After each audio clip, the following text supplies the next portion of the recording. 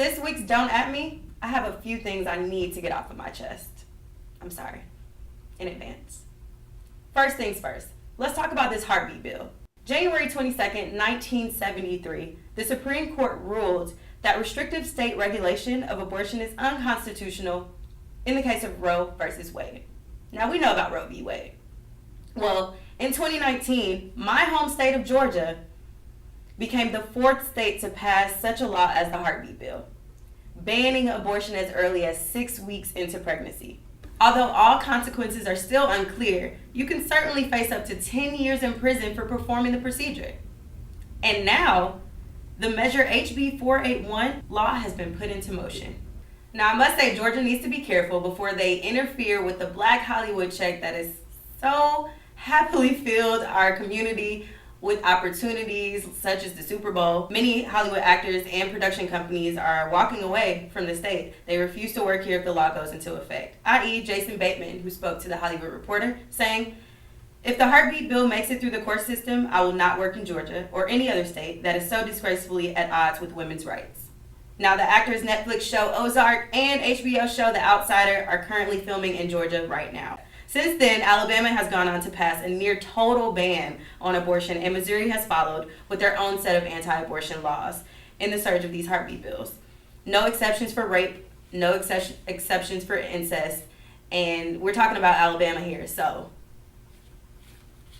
imagine. With Donald Trump in the White House and Justice Brett Kavanaugh on the Supreme Court, abortion opponents around the country are eager to challenge Roe v. Wade.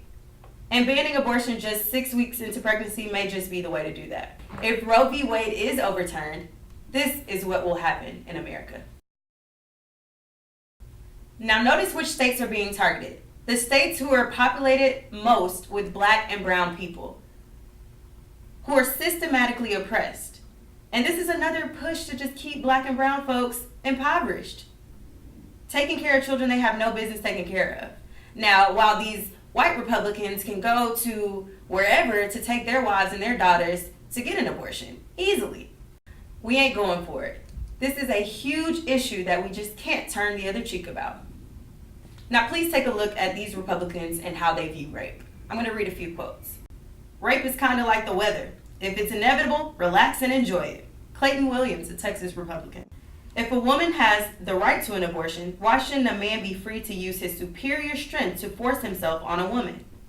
At least the rapist's pursuit of sexual freedom doesn't, in most cases, result in anyone's death." Point being, we're just one Supreme Court case away from a new era of abortion rights. I'm talking real life Handmaid's Tale, and red is not becoming of me, like not as an everyday fit sort of thing. It's just a little bit too much. So I'm not looking to go back to the Handmaid's Tale days.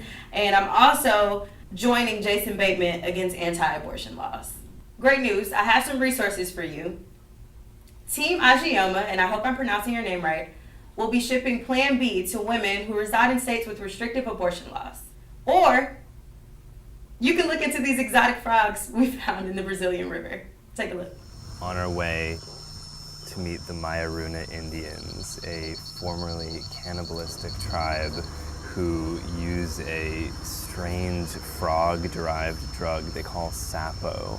They use it to give themselves energy before hunting. They use it to abort pregnancies by rubbing these women's vaginas with it.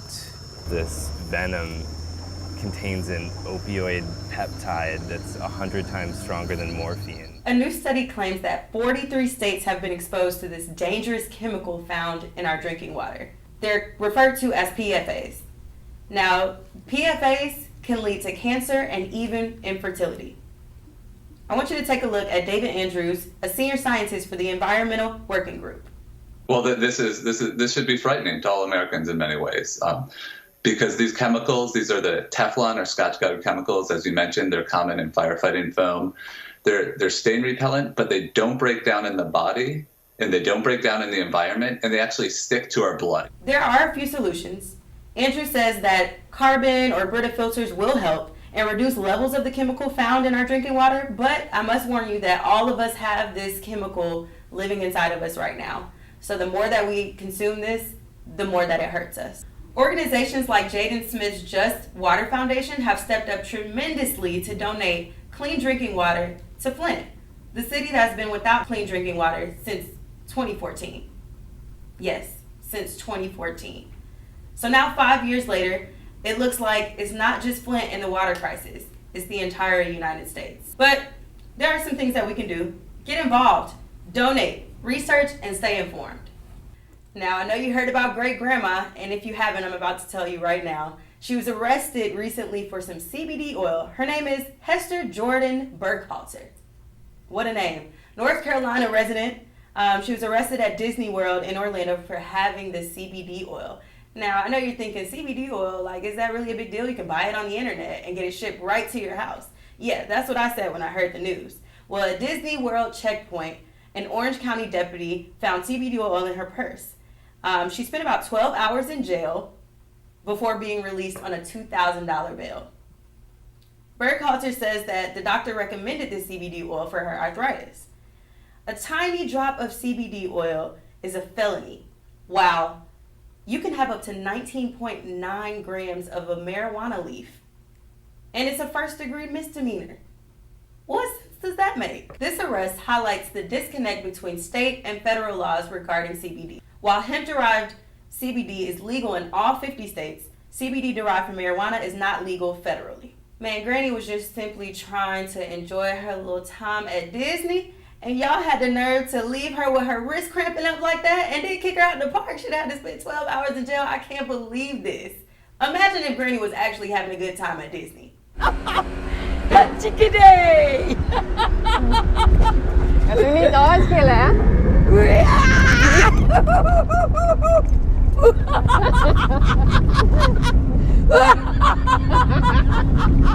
And whole time, y'all, she was white. Can you believe it? I ain't never seen it.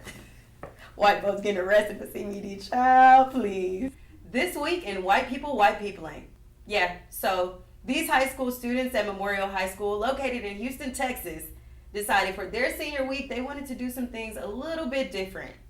So most of us had Tacky Day, you know, your Spirit Week, your Pride, Throwback Day, Tacky Day, whatever. But these privileged students had a different idea.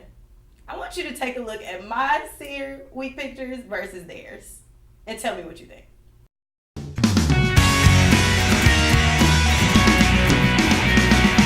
Woo, child.